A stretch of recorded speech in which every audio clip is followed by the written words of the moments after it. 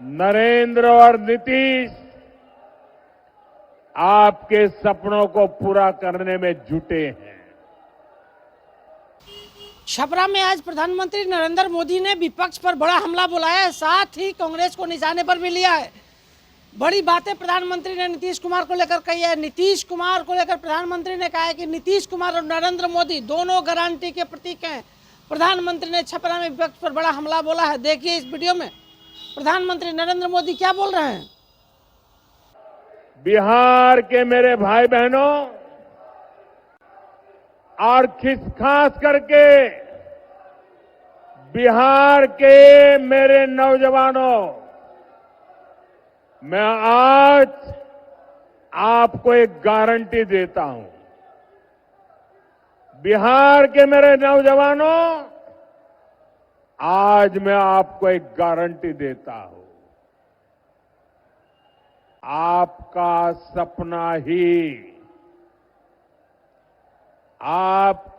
सपना ही मेरा संकल्प है।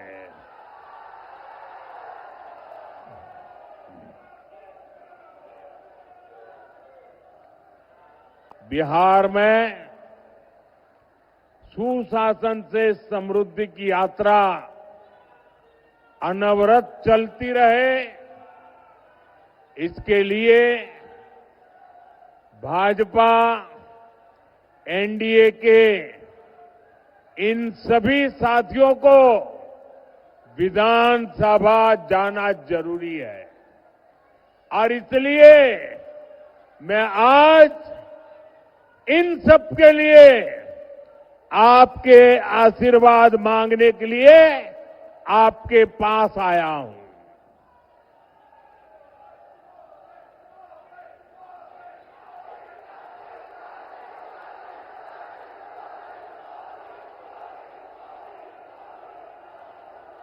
मेरे पुराने साथी,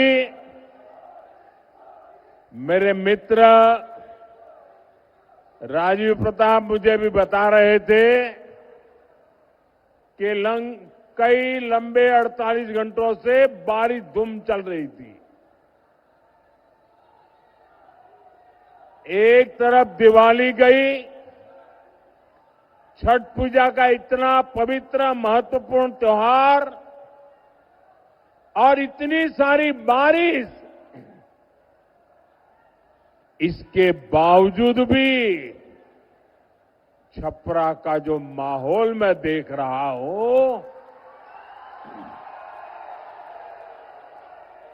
वो यही कह रहा है, फिर एक बार एनडीए सरकार, फिर एक बार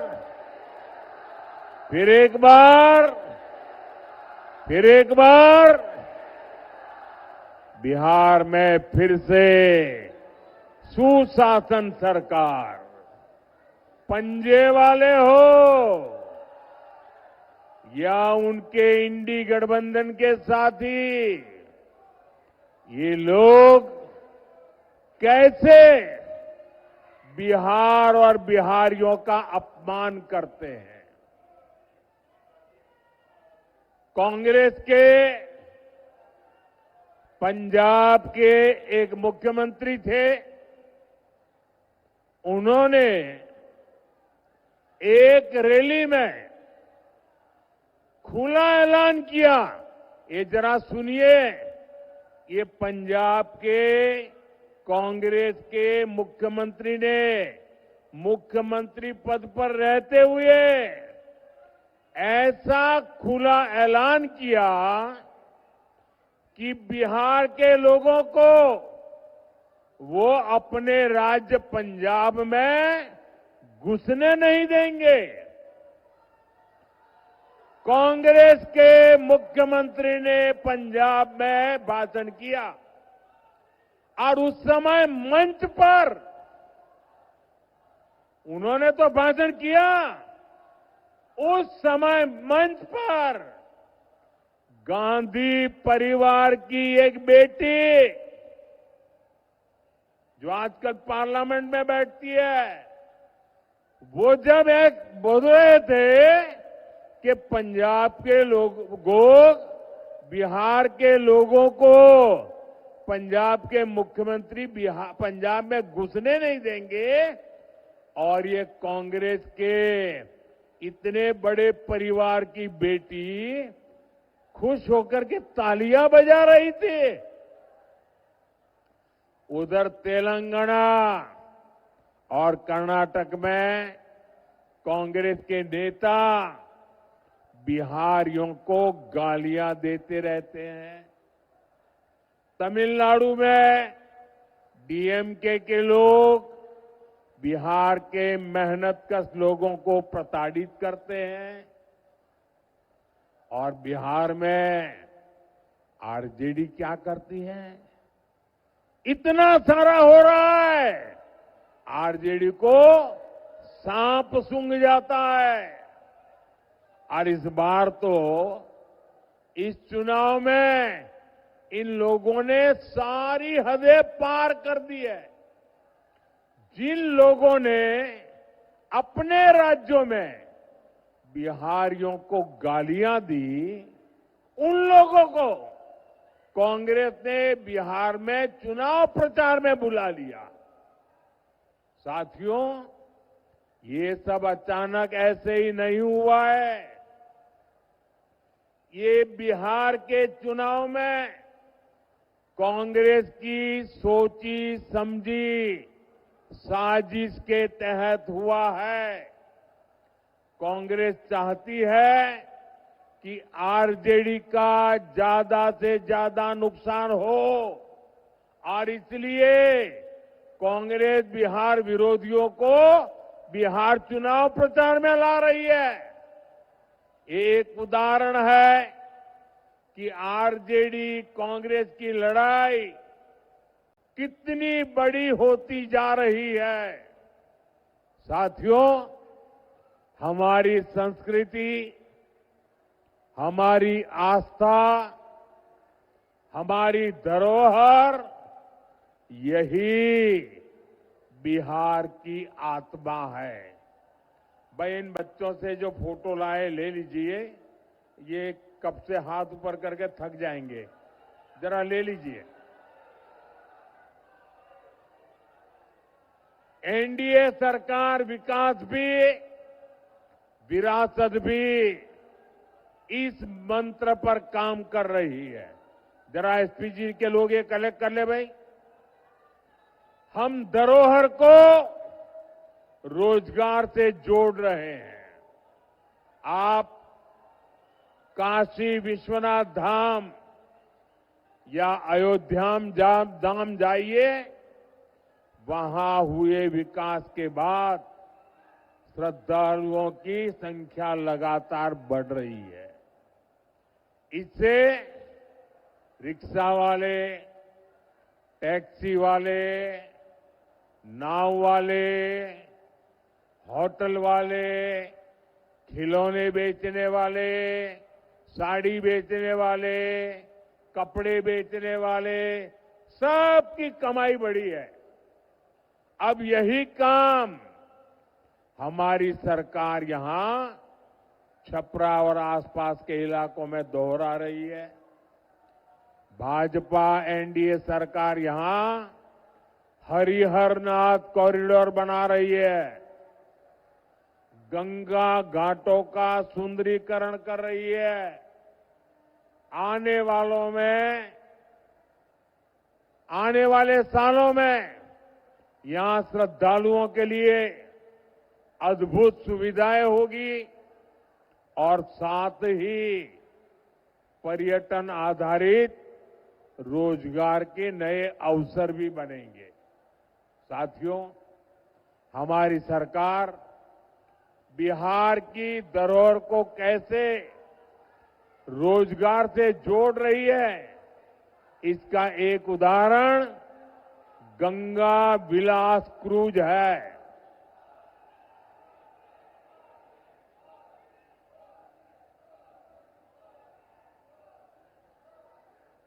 भाई, आपका प्यार मुझे मंजूर है, लेकिन मुझे बोलने तो दीजिए। लेकिन मेरी बात आपको घर घर पहुंचानी है और इसलिए आप जितना ध्यान से सुनेंगे, आप जब बूथ में जाएंगे लोगों को बता पाएंगे। साथियों, एक क्रूज चलती है, गंगा जी पर चलने वाला एक क्रूज बनारस से बिहार होते हुए बंगाल तक जाता है। आजकल ये क्रूज अभी मुंगेर के आसपास के इलाके में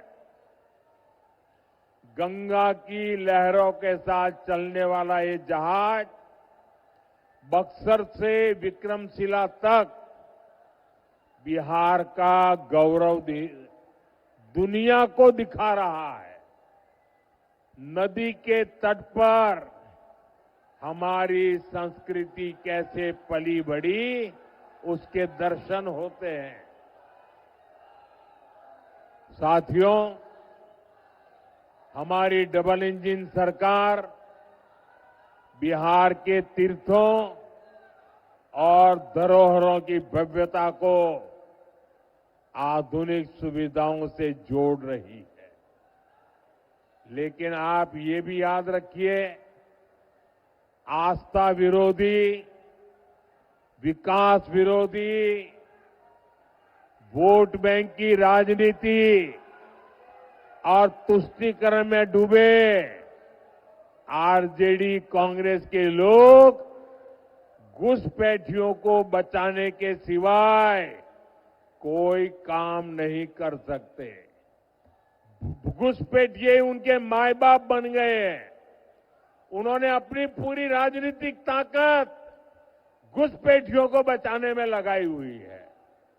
भाइयों बहनों, अयोध्या में इतना भव्य राम मंदिर बना, 500 साल के बाद 500 साल का इंतजार, अविरत संघर्ष, और तब जाकर के राम मंदिर बना।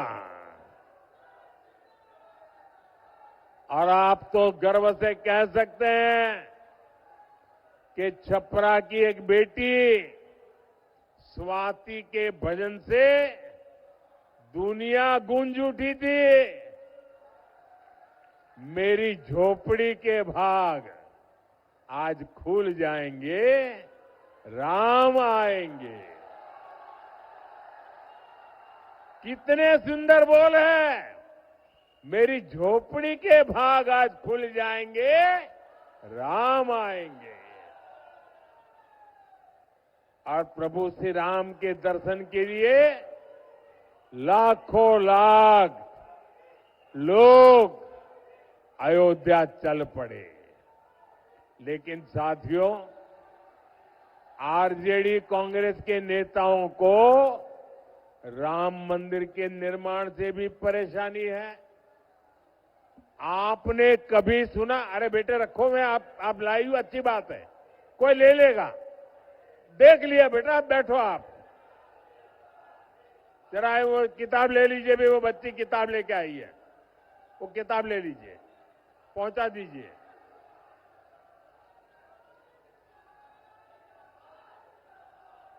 थैंक यू बेटा, थैंक यू।